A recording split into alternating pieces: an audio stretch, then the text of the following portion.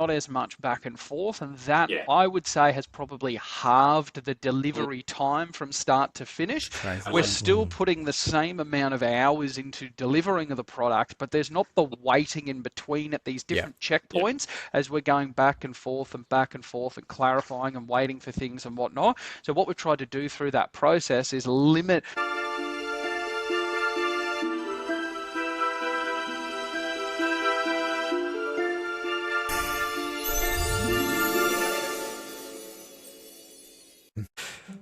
Welcome everyone to this episode of the Notion in Practice podcast. Today we have our first ever guests joining us. And Tim, who are they? Yeah, really exciting. We've got two clients of mine actually, Dave and Matt from Ionix. Yeah, we worked together probably over the last 6 months, and we probably finished up sort of 2 or 3 months ago. So they run a business. I'm going to let them explain kind of who they are and what they do, but lots of insights about rolling out Notion AI in their business and how they've been able to leverage it. So really excited to share that with everybody today. Yeah. Let's get cracking.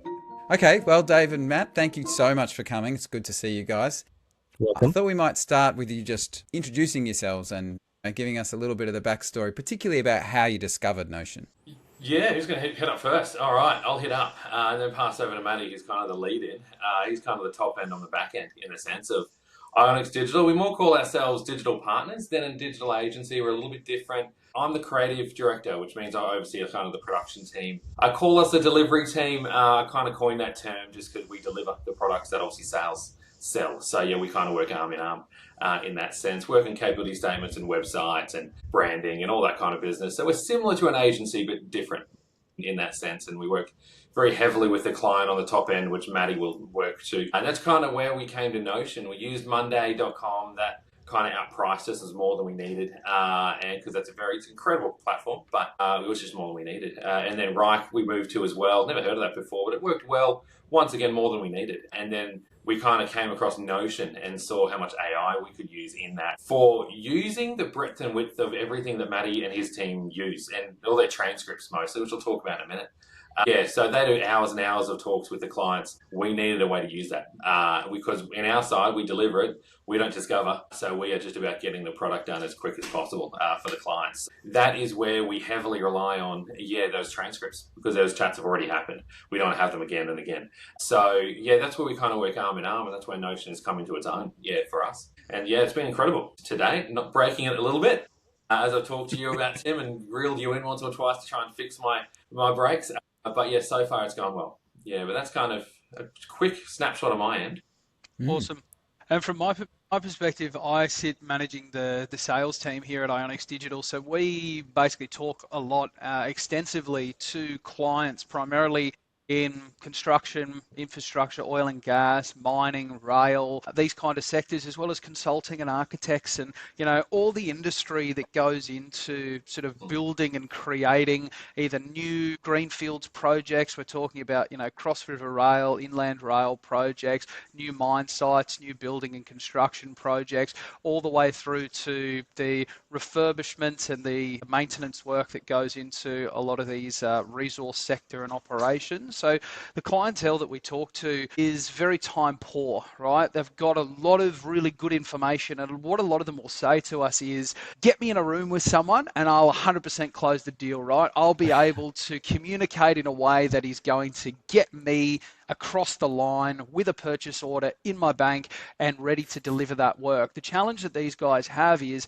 they hate going through this process that we need them to go through in order to get that outcome, right? In order to get themselves in the room. So when Notion comes into our sales process is really from a perspective of, talk to me, explain yourself once and explain yourself really clearly with a really detailed discovery and questioning process that gets the correct information out of the client.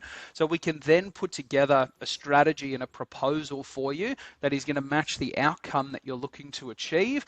And when we sell that, all that information that we've already gathered from the client then goes straight across to the delivery side of our business, that then allows delivery to talk to the client like they already know them, right? Understand the goal or the outcome that they're looking for, like they've been involved in those conversations with sales before. And I think where Notion really adds the best amount of value for our business is that feeling, and what we hear from the clients is it doesn't feel like I spoke to one salesperson and then I start the process again with a delivery person, right? And that's something that's really common, especially in like software sales, in a lot of sales across like digital platforms like this. We usually pitch and talk to clients through Zoom. But that spoke to a really cool guy up front, got handed to someone that's got no clue what's going on, is a complaint that a lot of clients would say that they've experienced with our competition. And it's something that we used to suffer from when we first started. Most definitely, I'll put my hand up and say we weren't doing the best job of making sure that that communication and that journey carried through our whole process. Notion has stepped in to make that a hell of a lot smoother and a hell of a lot easier. And it just means the clients are wasting less and less of their precious time explaining this stuff that they don't really want to be doing, but they want the outcome, right? So it allows them to, allows us to achieve that outcome for them in the most efficient way possible. And as Dave said, we can get products out the door a hell of a lot quicker for clients because most of this stuff is quite time sensitive. Yeah. Gosh. So what did that handover look like before this? Like, how were you doing it prior to the system that we built? Very good question. So what we used to happen is we would have an hour discovery conversation with a client, then we would have up to an hour's pitch and presentation, and at the end of that there would be product solutions with prices attached to them, and within that we would sort of have a, this is what we're going to do for you, right? When the customer paid, they said, yep, we're locked in. I would then take all my notes, my PowerPoint presentation, and I would sit in a room with the copywriter, the designer, the developer, the project manager. So I'd take all of these people's time, we'd sit in a room, and for 15, 20, sometimes up to 30 minutes, I would try and just spew the information back to them, right? Talk them through the ins and outs, take them through my sales pitch. I would go, you know, we need to do this and we need to do that. And everyone at every stage is furiously there, like taking notes, making sure that they're understanding the bit that they play within this cycle. But the problem is it's very hard to condense what you know about someone into that amount of time. And when you've got that many stakeholders in the room, all sort of, they're taking notes based on what is expected of them later on down the process, right? But they're not really listening to the bits that don't apply to them. So it created a very disjointed process where if I'm responsible for this, this is what I do, and I don't step outside of my lane at all because I've got no visibility, right? I've just got the blinders on and I'm just focused on what I'm doing. And Dave was in the business just designing at that stage when that was the process, and that was probably how you felt on the other side, was you were listening to what was required from design and everything else was sort of, keep it out of my head, I don't want to know about it. Yeah, and it's right, it wasn't enough time, that's the bottom line, you know, and you couldn't go back then, and I mean, we're so busy, he's moving on to the next client and selling and all the rest of it, so there was no ability to go back and ask more questions. And that's one of the real benefits now is during a meeting with a client, I can just use the AI on Notion, type a question in, and then it automatically, instantly goes back to transcript, which can sometimes be 75, 80 pages of a Word document. Like if they're sent over, just to give you some idea of how much transcript it is. And then you answer it straight away, and I'm accurate talking to the client with real information instantly. Because as you go through the journey, there's different things. Did you talk about this? Did you talk about that? Did you not? So what was discussed, what wasn't? I have that ability now to actually get that information accurately, really fast. So it's really helpful. That's fantastic. Guys, coming in from a third eye perspective and seeing this, and I know, Tim, you could be like, let's walk us through how you set that up. But how did you set that up? Going from no Notion AI to using all of these different types of tools all together and briefing your team. What did that process look like at the beginning? Big. And to be honest, we didn't have any idea. Notion scared me because it's a blank canvas. And to be honest, that was overwhelming. I remember saying that to Tim. And that's why Maddie and I knew we liked this platform, but we didn't have the time or expertise to be able to set it up at all. But I knew it could do it. And I knew it had the effort behind it. But that's why we got in touch with Tim and said, all right, this is kind of what we need.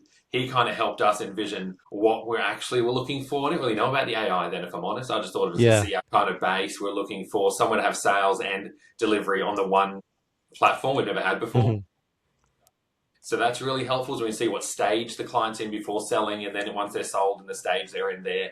On my delivery team, we're all on the one platform. And then AI came along and I really saw the weight of that in the platform. But we didn't really know what to set up.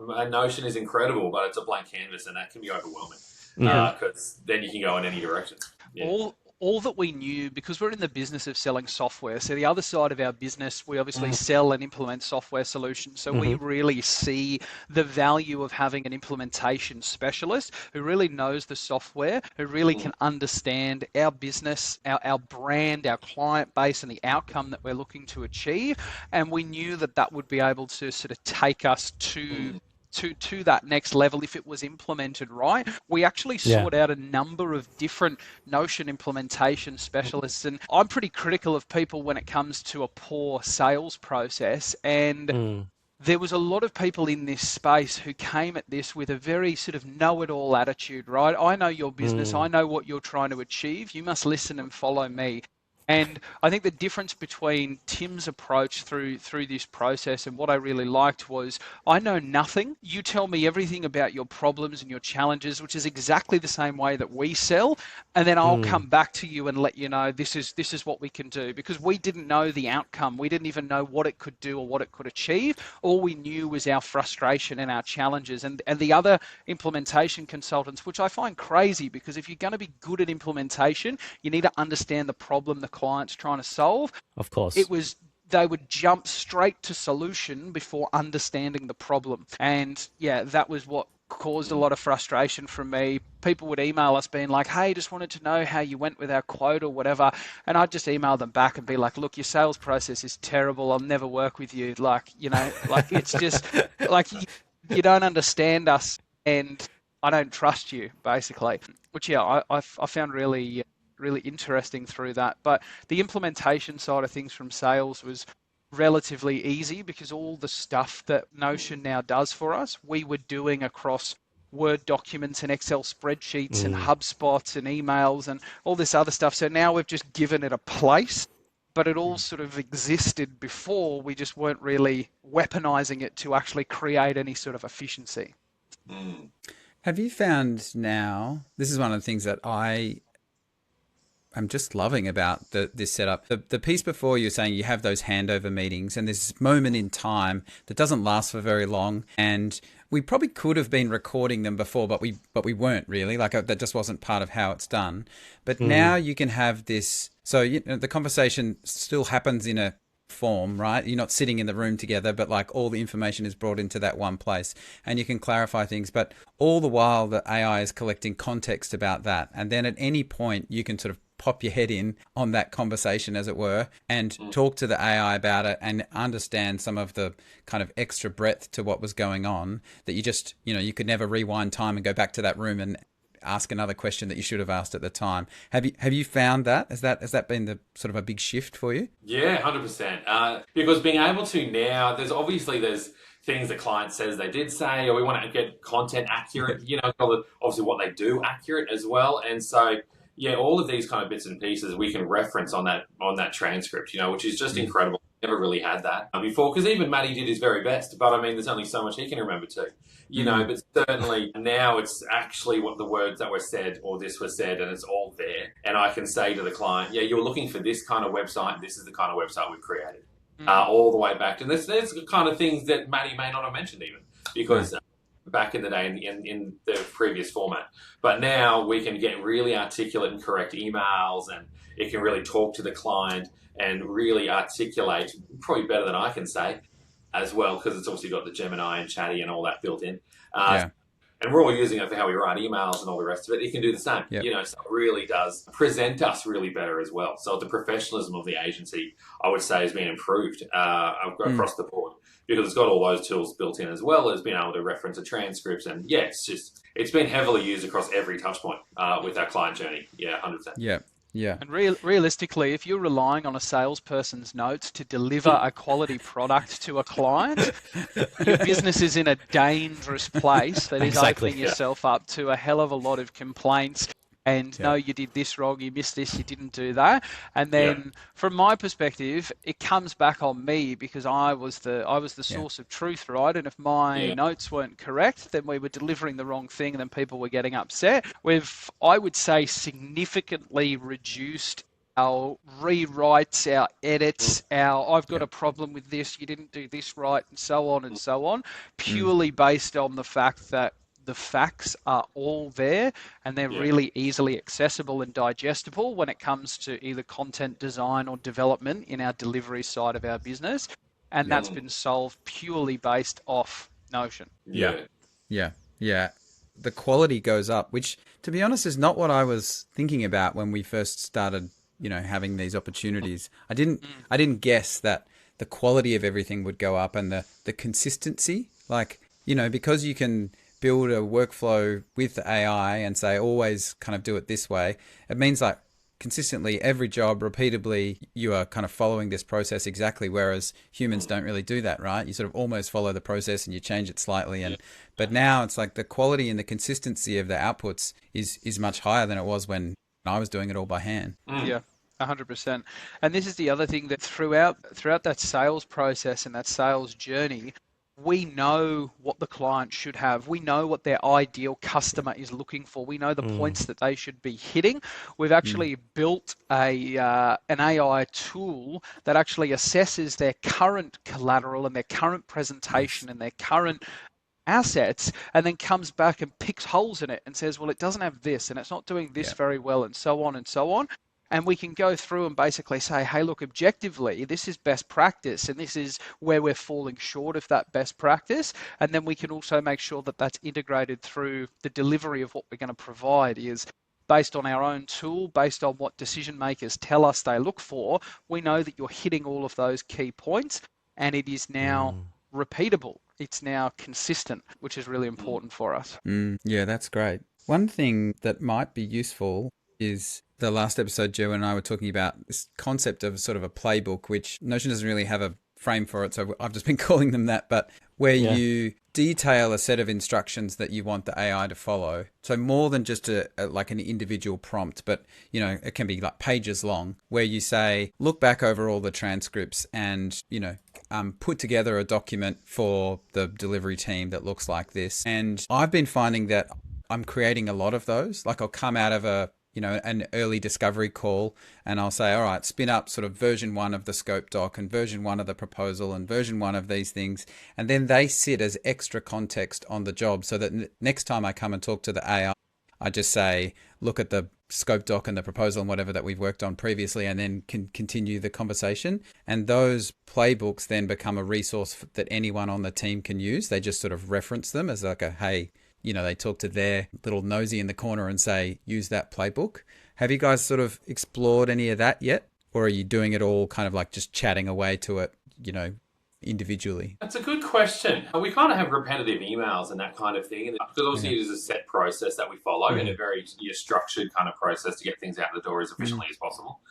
Certainly, as I was mentioning earlier, but I'm not sure if this answers your question. We certainly use it very conceptually as well. What kind of, based on the transcript in a design sense, what kind of website are they looking for?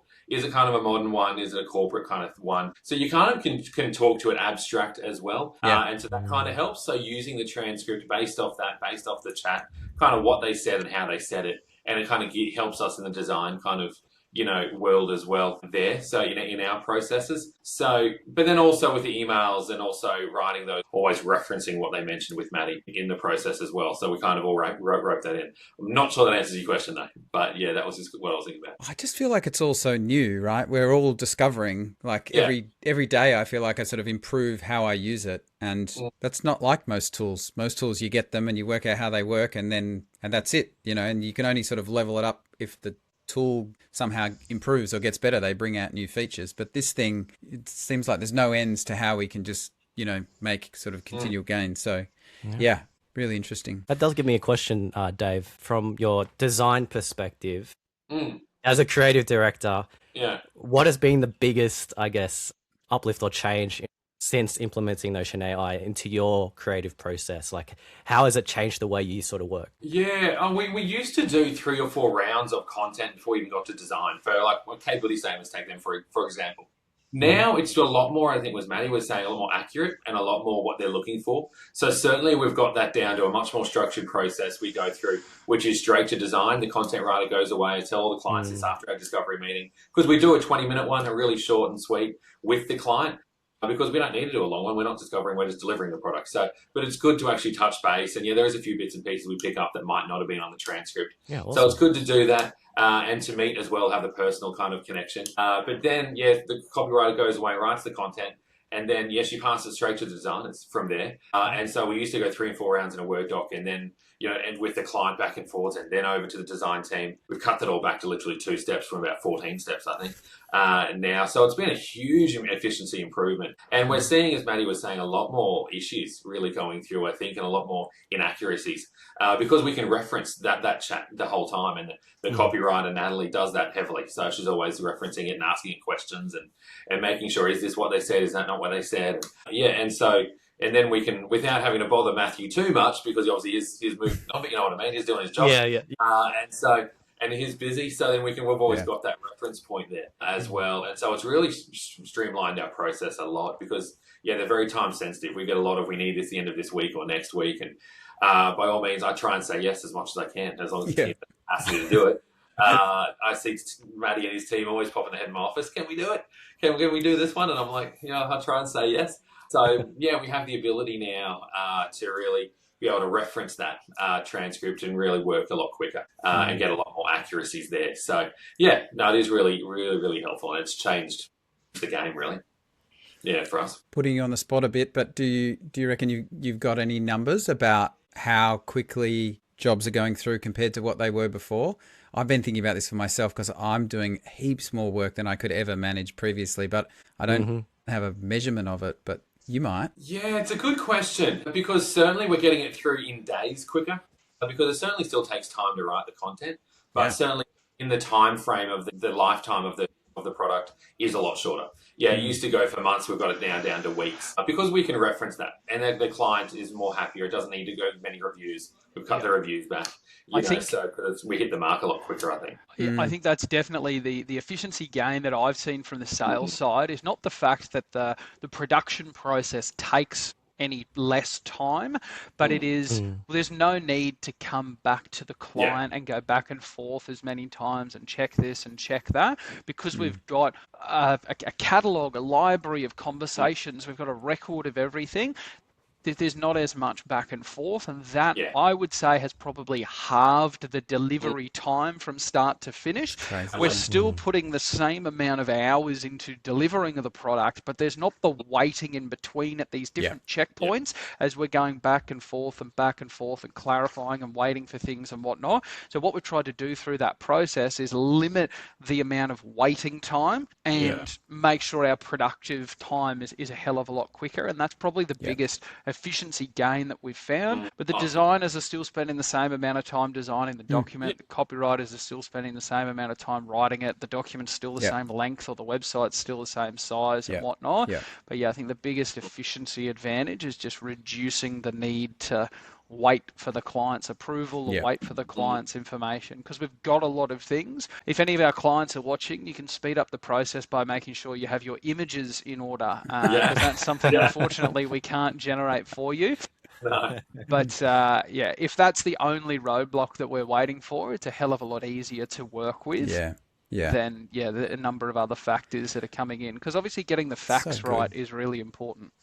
And it's so good, because everyone was worried that AI was going to take away their jobs, but I think you can do a better job because of AI. Like the frustration of the waiting, the having to go back and not having that piece of information, like those kinds of efficiency gains mean that when you sit down to do the editing, you've got everything you need. You're not going to have to, get stuck halfway through and get frustrated by it. So you can give yourself to that process. So I often think it's helping us be a better whatever we were trying to be by removing the sort of the noise and the chaos that gets in the way. But that's quite different to, what the headlines are saying about what AI is doing to jobs. Yeah, totally. And I know this might be the same across every industry. However, as Matty was saying at the very start with regard to our specific client base, they're always working on the business and not in the business, if that makes sense, or in and not on, whatever one of these. Yeah, so they're working in the business, right? Yeah, so I always get that wrong. They're driving a machine, or they're painting a wall, or they're digging a hole or whatnot. Exactly. And the time that it takes for them to work on growing their business and driving it forward is often evaporated and sucked up by client's got an emergency, we've got to go out and do this job, Yeah. so on and so on. So yeah, anything that we can do to deliver an outcome for them with less of their time required often is very attractive. And I think sometimes is the reason why they choose to go with us, because they know we've got a really good understanding of what they do. They know that we've got first-hand understanding and knowledge of what their clients are looking for.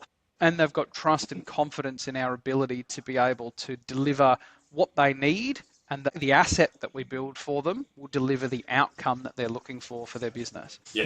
That's right. Yeah. Okay.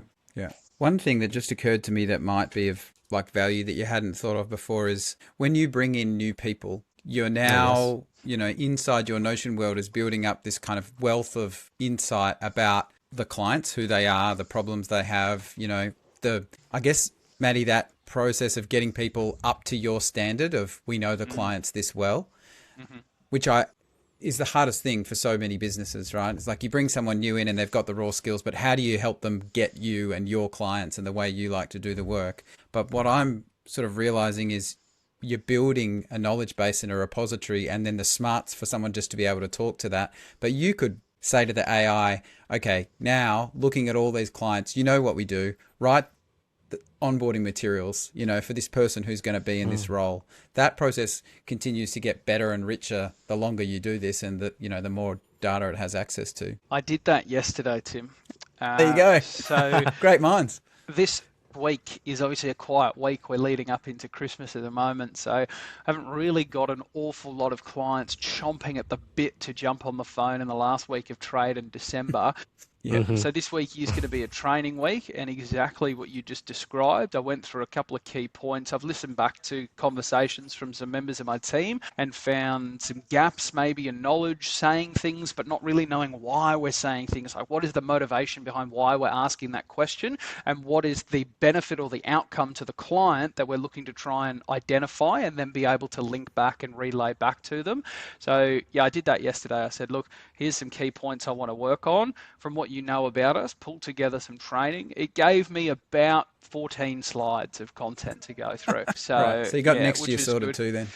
Yeah, well, I would say it's probably where we're at in terms of our knowledge base. I would say it's probably 70% of the way there, and it required a little bit of tweaking to be us and to be me in the way that we communicate. But I don't think it was far off. It took a lot of the heavy lifting off me and gave me a lot of good areas to start, or good starting points. And I also ask it for analogies as well, because I like to work in analogies, and it came up with some pretty hilarious analogies that I think will resonate with the team. Because when you're trying to teach salespeople, if you're not making them laugh or keeping them engaged, they just tune out, right? Everyone's got you know, their own learning difficulties and whatnot when they work in sales. You can't be normal and do this sort of job. So we've got to try and keep them engaged and informed. Well, I hope your team's not watching this, mate. They're just here. They're just here behind me. Been listening. Yeah, 100%. They're like, what is he doing? I did want to ask about the team. Like, you know, when you bring about this sort of change to your tech stack and your systems, I have experienced that one of the hardest things is the change management. You can build like the most amazing set of tools, but unless people get on board, it can be all for nothing. So how have you found that? Yeah, slightly uphill initially. It was it's just a lot was new. Obviously, we didn't have all of this before. A lot of the other platforms have everything CRM based, you know, but they don't have the AI in there to be able to do what we are doing. So even Reich did, Monday I don't think does. But yeah, so Notion does. So it's certainly everyone's jumping on board though. They're keen. I think that's the thing with, you know, I don't want to say my generation, but yeah, we're all keen to learn and we're keen to use AI. We are a little bit afraid of it still. I think you're right. There is that unsureness around the place.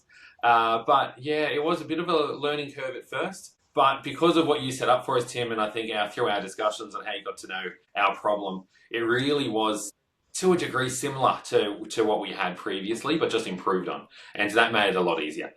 So the functionality of it was really what we're familiar with. And that really helped with just adding, improving and adding to it. So then we could see what did what.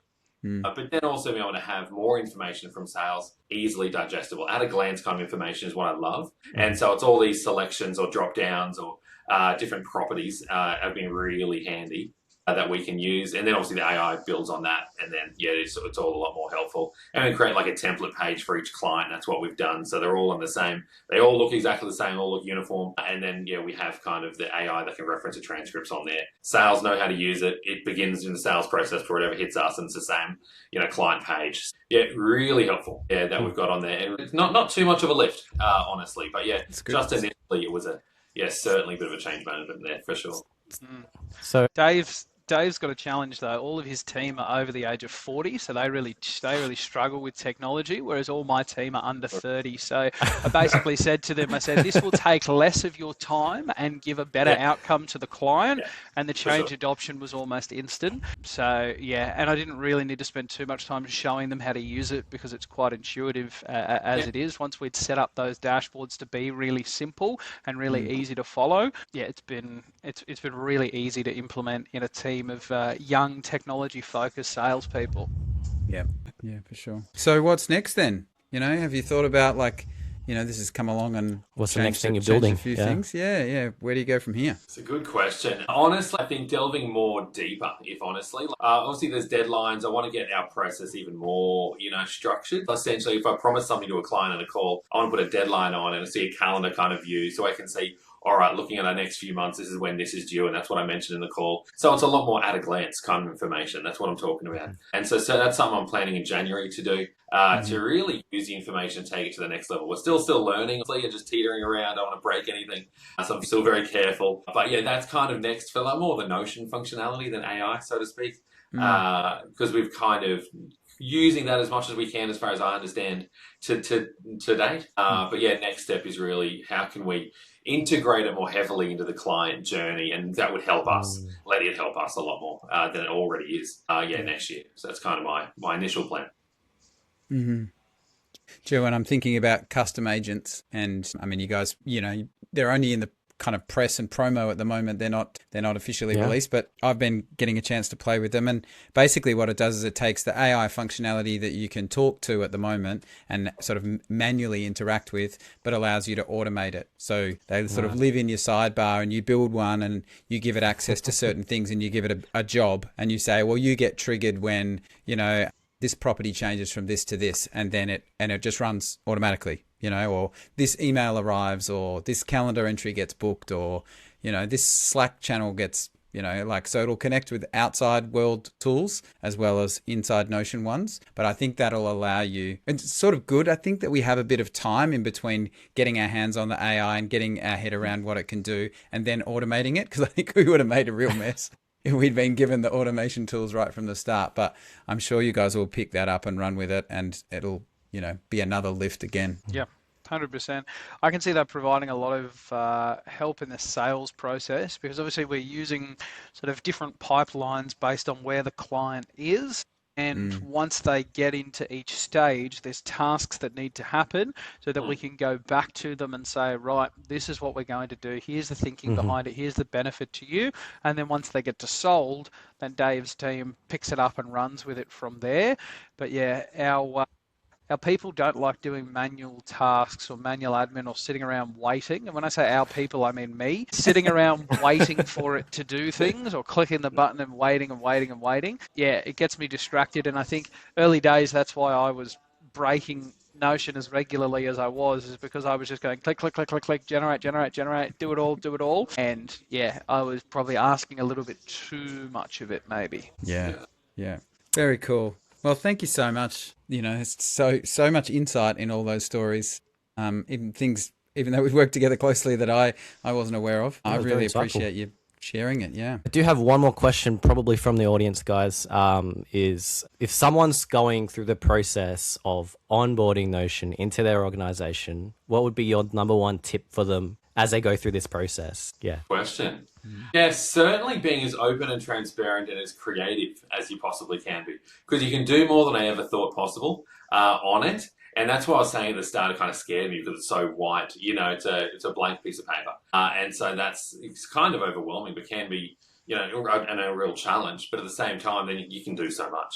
So to compare yourselves to other platforms and also see what else could we do? What else could we possibly do? It more than likely can do it. And that's what I've been surprised at, in my journey so far on the platform. And I would add to that in saying that it's really important if you're going to go down this path, make sure that your process, your sales process, and then through to your delivery process and how you interact with clients is really clear. Because we thought that we had a clear process, but in working with Tim will attest to this firsthand, our process seemed to shift and change and move side to side and whatnot because we were our eyes were open to these new ways of doing things. So I would say initially get your process really clear. It'll make your implementation a hell of a lot smoother and a lot easier. And then if you want to adjust bits and pieces of that process once it's in action, it's easy enough to be able to do that. But yeah, if you're coming in going, I don't really know how this should be done, or it's a mixed process and everyone does something different and whatnot, try and create some uniformity or some best practice in order to follow, because Notion works really well when there is a clear flow and a clear process to follow. 100%. Preach it, brother. That's what I'm always telling people. That's amazing. I'm only saying that because I know that wasn't your experience with us, Tim. Oh, it's not my experience with anyone, to be honest. I reckon at least half the people would say, oh, no, like, we understand our processes all the way through. But you never know them as well as you need to build like a bespoke tool to support them. Like it forces, it's a forcing function for good. But it's usually a bit painful, right? I sort of watch people as we get into that bit of the process and they're like, oh God, okay, yes, all right, we'll decide how many select options there will be and what they're Yeah, and just when you thought that you've gone granular enough, it is not granular enough. Tim comes back with another question, and you're like, "Haven't thought about it, Tim." So true. Yeah, it's all for a good cause. 100%. Yeah, exactly. It was good fun. Yeah, great. Oh, thank you, fellas. Really appreciate that. Thank you so much. It's all right. Beautiful. Thanks for having us. Appreciate it. Yeah, very good. Not as much back and forth, and that I would say has probably halved the delivery time from start to finish.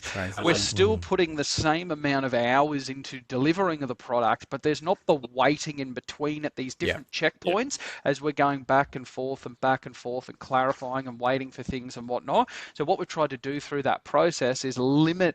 All right. Well, how good was that, Jerwin? Great to have our first guests on. Yeah. Mate. My brain is buzzing. Yeah, there was a lot. You sort of prep for those things and then wonder how is this conversation going to unfold. But they both are so engaged with what the business is doing and have seen such a change from using the tool that we couldn't shut them up. It was great. Yeah. It makes our jobs easier. So for sure. Always good. I was thinking about takeaways.